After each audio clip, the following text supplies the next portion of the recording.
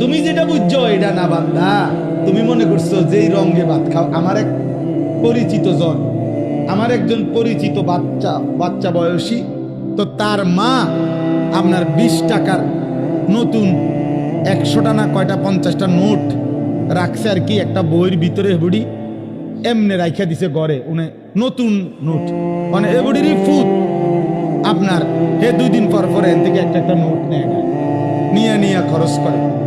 তো একদিন মায়ের টের পাইছে কিরে টাকা দি নাই।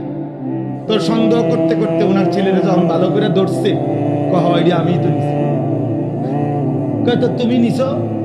কেমনে নিল? কয় 2 দিন পর পর একটা নিছি। আমার শুনাইছে আর কি ঘটনা। তো বললো যে তো তুমি এগুলা নিলে কেমনে? কয় আমি তো একবার নিলাম 2বার নিলাম, আমনে কিছু কর না, কেউ কিছু কয় না, এই জন্য না নিছি।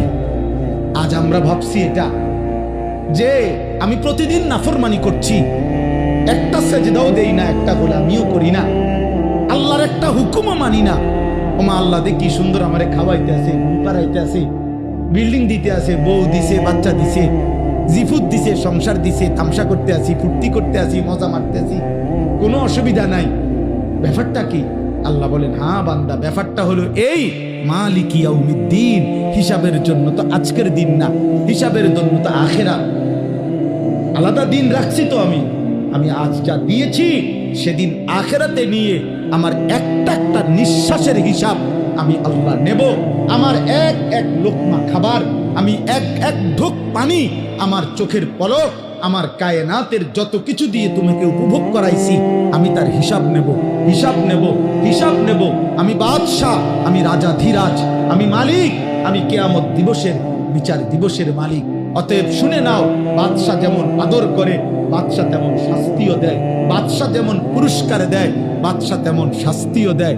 এজন্য আমি রহমানের কারণে দুনিয়া এখন দিচ্ছি, কিন্তু আমি মালিক, আমি জব্বার, আমি আজিজ, আমি যুনতিকাম, আমি শদীদুল ইকাব, আমি সরিউল হিসাব, আমি হিসাব গ্রহণকারী, আমি কঠোর শাস্তিদাতা, আমি প্রতিশোধ গ্রহণকারী। অতএব আমি আখিরাতে ছাড়বো না বান্দা। আমার একটা নিয়ামতের সেকেন্ড মিনিট মুহূর্তের হিসাব আমি নেব। সেদিন আমি আল্লাহ তোমারে বেইজ্জতি করে কঠিন আযাব দিয়ে একটা লাথি দিয়া জাহান্নামে ফেলাই।